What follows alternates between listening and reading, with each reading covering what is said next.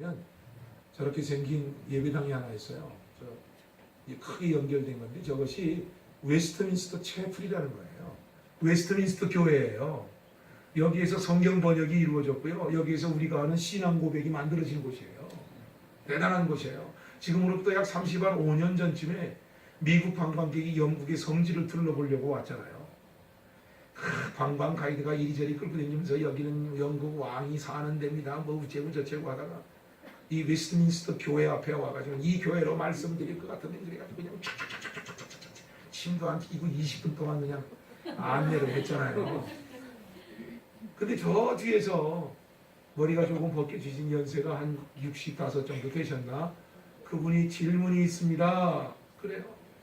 그래서 무슨 질문입니까? 그랬더니 이 웨스트민스터 교회에서 지난 한 달 동안 구원받은 사람은 몇 사람입니까? 이렇게 질문했어요. 관광 가이드가 알 수가 있나? 지금 저기는 예배드리고 전도하고 그런 거 없어요.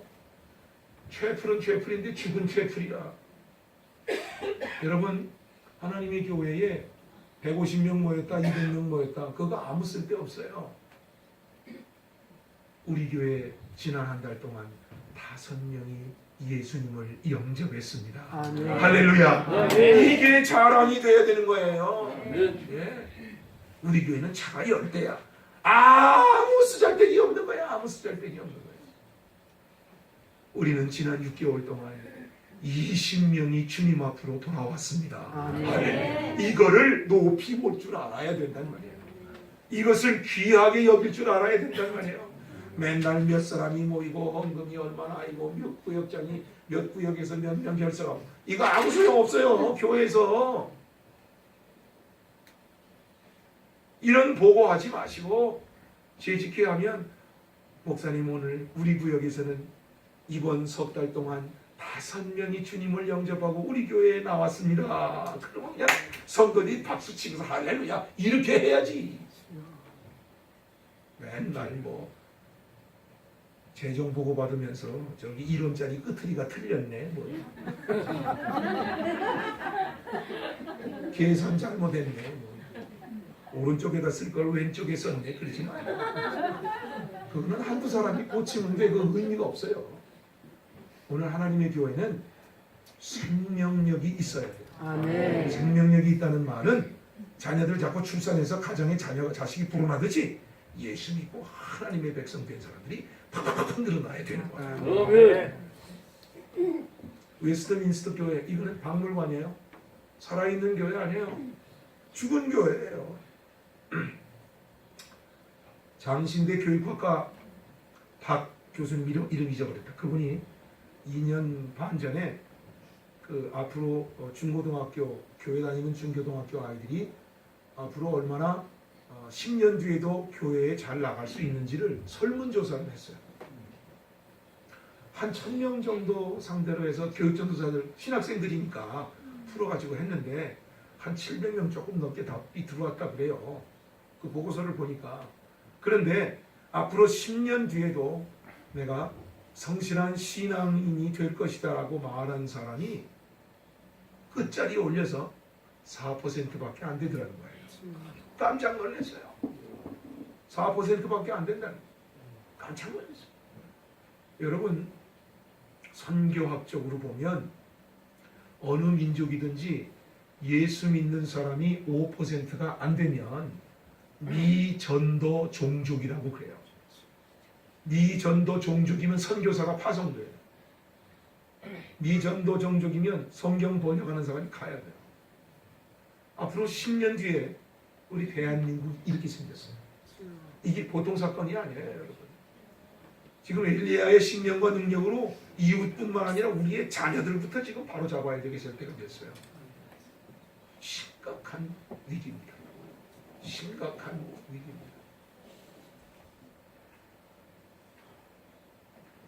참 안타깝습니다. 우리 예수님이 죽으셨다가 다시 살아나셨습니다. 그런데 예수님이 살아나신 다음에 베드로가 예수님 부활하신 주님 나타나서 보여주시옵소서 이렇게 해서 예수님 나타나신 적 한 번도 없어요. 예수님이 스스로 나타나 보이셨어요. 왜 나타나 보이셨나? 나 다시 살았다. 아니에요. 전도의 사명을 주시기 위해서 스스로 나타나신 거예요. 이제 2월 15일 되면 사순절이 시작이 되어집니다. 사순절만 되면 꼭 세 가지 신앙인을 보게 됩니다. 어떤 분이냐 그러면 예수님이 나를 위하여 십자가에 못 박히셨대요.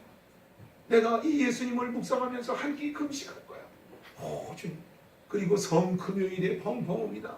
나의 모든 죄를 회개하오니 용서하여 주시옵소서. 나 때문에 이렇게 찢기시고 피를 흘리시고 오 주님 나는 죽일 놈입니다. 회개합니다.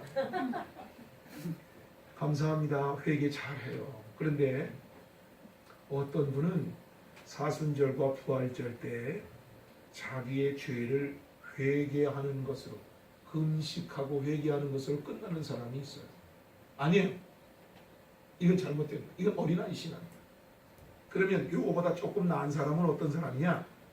이거보다 조금 나은 사람은 금식을 다 끝내고 부활절 아침에 흰옷 입고 나왔어요. 우리 교회도 남자 여자들이 다 흰옷을 입습니다. 남자들은 하얀 새벽 예배 우리끼리 드리는데 얼마나 은혜스러운지 몰라요. 막달라 마리아처럼 살아계신 주 나의 참된 성 부활의 주님을 찬양합니다.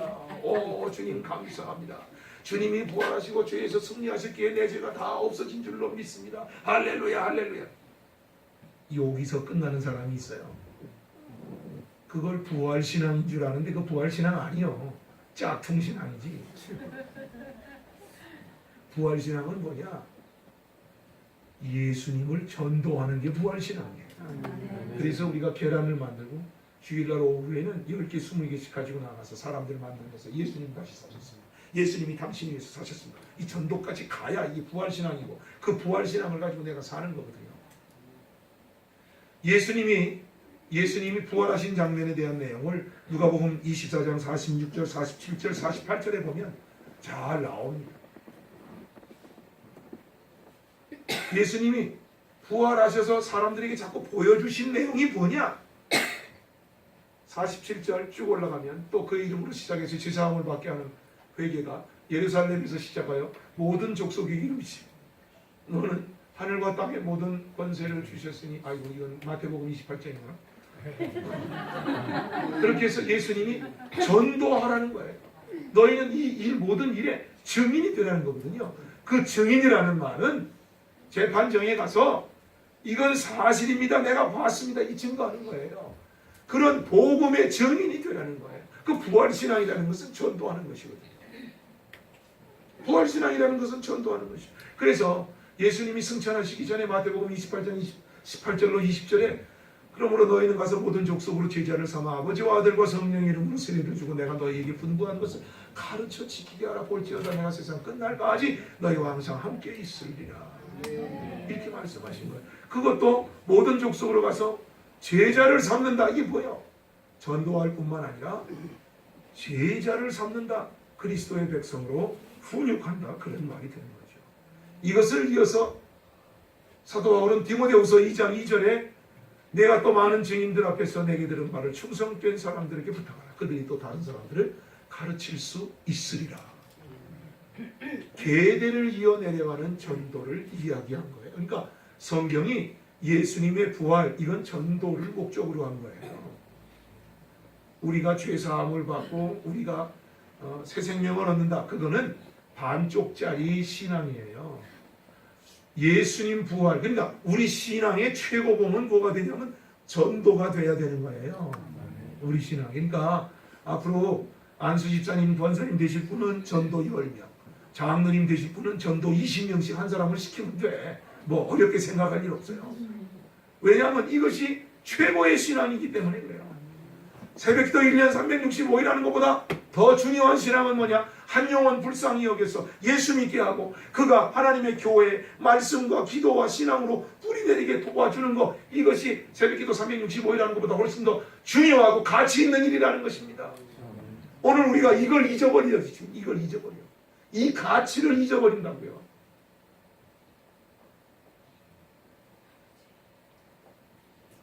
오늘 이런 가치를 잊어버리고 무슨 부흥되기를 원하고 있어요? 부흥이 하면 부흥되나?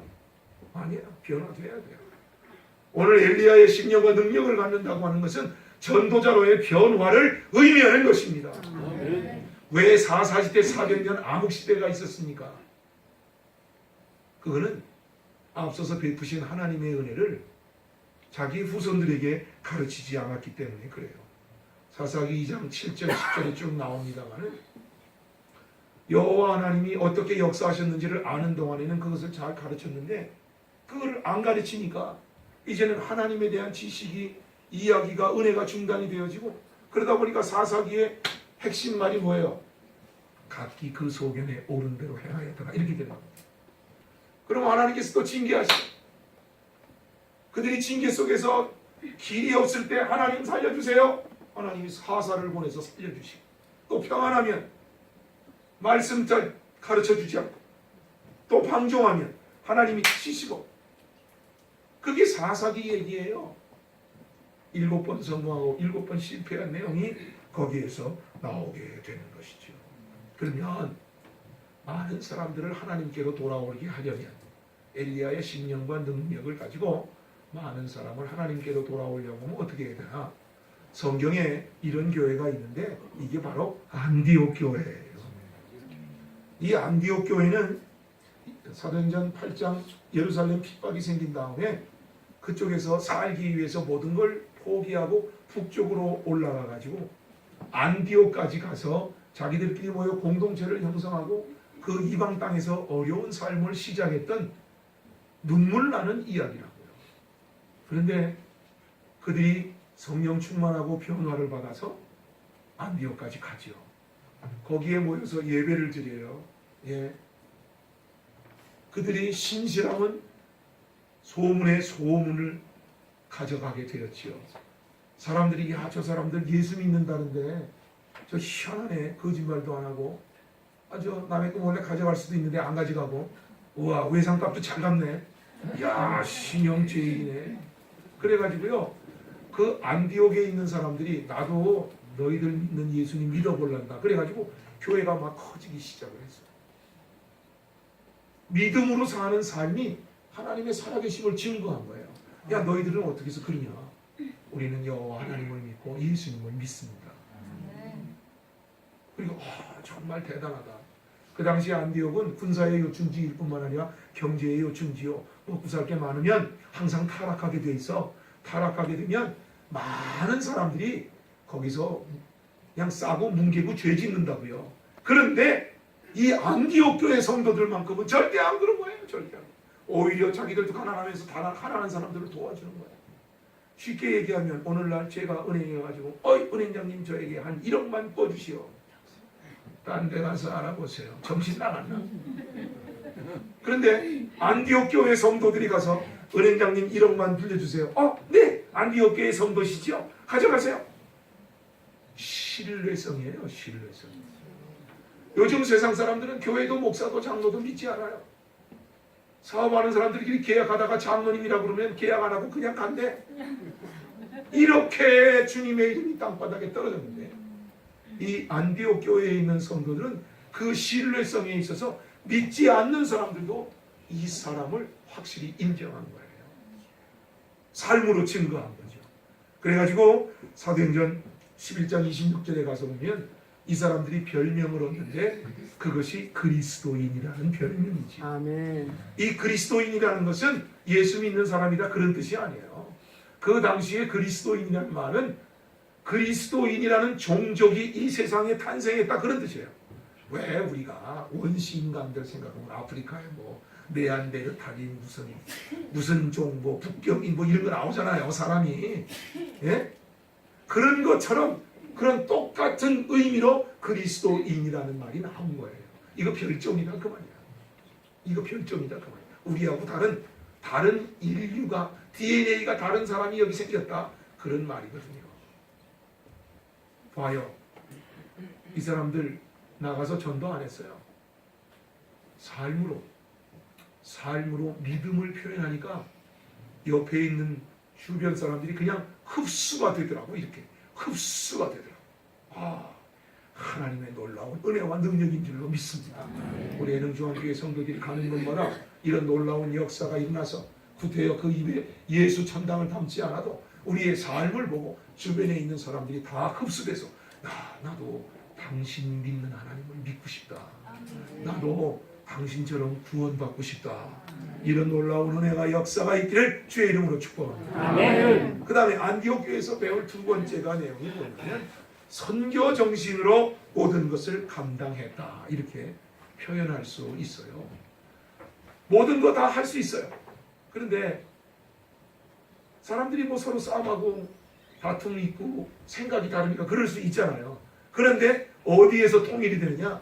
자, 이거 우리 선교하기 위해서 힘을 합하자. 그러면 서로 그냥 미워하던 사람들도 그래, 다 미워하던 거 내려놓고 열심히 하자, 열심히 하자. 이렇게 되는 거예요. 그러니까 선교 정신으로 주일학교도 감당하지, 섬김도 감당하지, 예, 이런 모든 교회 재정도 이렇게 해서 감당하지. 이렇게 됐다는 거예요. 안디옥 교회가 부흥해요. 자기들끼리 감당할 수가 없어. 그래서 예루살렘 교회에 우리에게 목회자를 좀 파송해 주세요. 예루살렘 교회가 바나바를 적임자라고 생각해서 바나바를 목회자로 파송해요. 바나바가 가서 첫 번째 예배 딱 드리는 순간 이거는 나도 감당하지 못한다. 그래가지고 즉시로 사도 바울을 찾아갑니다. 그때 사도 바울은 다메섹 도상에서 예수님을 만나고 아라비아 광야 3년에 가서 기도하다가 자기 고향 길리기아 다소로 돌아가서 지금 기도하면서 하나님의 때를 기다리고 있을 때라고요. 그러니까 예수님 다메섹 도상에서 만나고 약 14년 정도 됐을 거예요. 그때 바나바가 갑니다. 사울 가자. 이제 하나님께서 우리를 사용하실 때가 됐다. 이때 사울이 이름을 바울로 바꾸지요. 사울은 이스라엘 이름이에요. 히브리 말이에요. 이제 이 사람이 헬라 말로 이름을 부를 때는 바울이라고 부르는 거예요. 예. 뭐 사울이 변해서 바울이 된 게 아니고 사울은 사울대로 있는데 이 사람이 돌아다니면서 전도하기 위해서 히브리식 이름을 버리고 헬라식 이름을 가졌는데 그게 파울로스, 바울이라고 하는 거예요. 그래서 그가 같이 안디옥교에 왔어요. 여러분 생각해 보세요. 10년 전이긴 하지만 15년 전이긴 하지만 저 사람이 스데반 집사님 죽일 때 내가 그 옆에 있었는데 저 사람이 스데반 집사님 죽이고 교회를 진멸할 때 우리 아들도 붙잡혀갔는데 우리 집도 다 날아갔는데 우리 딸은 종으로 팔려갔는데 안디옥 교회 성도들이 딱 볼 때 보여요 안 보여요? 보이지요. 15년 전의 일이지만은 왼수는 확실히 기억한다니까요. 사람이 참 못된 게 뭐냐면 나쁜 일은 기억하고 은혜는 다 잊어먹더라. 맞아요. 그 뭐 안디옥에 있는 사람들이 무슨 별정들이요? 바나바가 데려왔는데 이 사람이 훌륭한 사람이고 우리를 가르쳐 줄 사람이라고 딱 나서 보니까 누구예요? 스데반 집사님을 죽였지. 많은 핍박이 있어서 풍지박산났지. 그래서 쫓겨오다 쫓겨온 것이 지금 여기까지 왔지. 바울을 보는 순간 눈이 벌개지지 않겠어요? 저놈이 원수는 외나무 다리에서만 잘 걸렸다. 너 이놈! 15년 전 일을 생생하다고요. 그런데 안디옥 교인들이 이 바나바를 자기들의 선생님이요 목회자로 받아들였습니다. 이거 아무나 되는 거 아닙니다. 이렇게 될 수 있는 건 한 가지밖에 없습니다. 선교 정신입니다.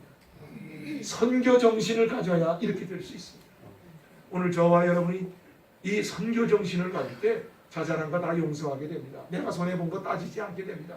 주님의 영광이 드러난다는데 많은 사람이 주님 앞으로 돌아온다는데 우리가 무슨 사사로운 개인 문제 가지고 감정 문제 가지고 아닙니다. 이거 다 엎어지는 겁니다. 아멘. 다 끝나는 겁니다. 선교 정신 하나 딱 가지고 나가면 그거 하나로 하나님의 교회가 부흥이 되어지고 성도들이 충만한 은혜를 받게 되는 줄로 믿습니다. 아멘.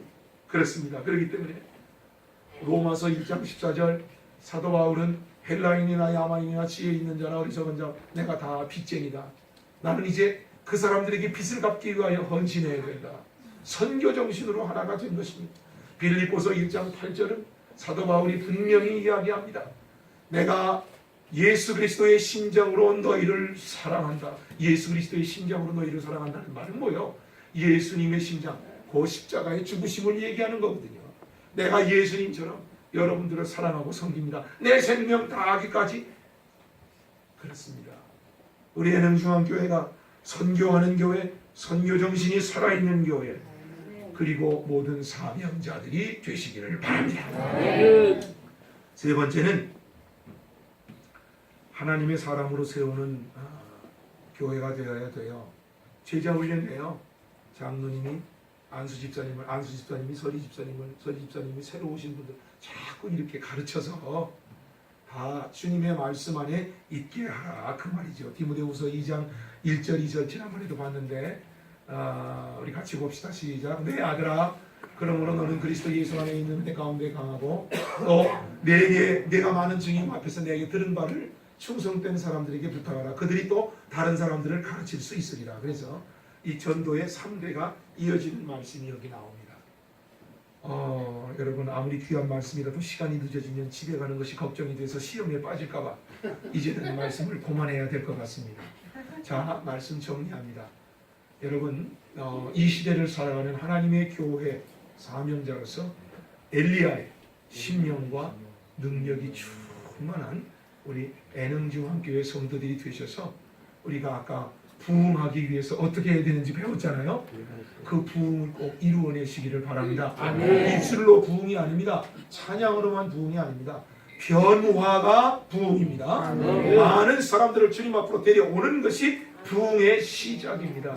이런 놀라운 역사 속에서 하나님이 어떻게 큰 은혜로 우리에게 더하여 주시는가를 분명히 기대하면서 사모하면서 그 은혜를 받아 감사하면서 정말 하루하루 한 달 한 달의 삶이 재미있는 은혜로운 영광이 넘치는 귀중한 은총의 삶이 되기를 주 예수님의 이름으로 축복합니다. 아멘. 아버지 하나님 은혜를 감사합니다.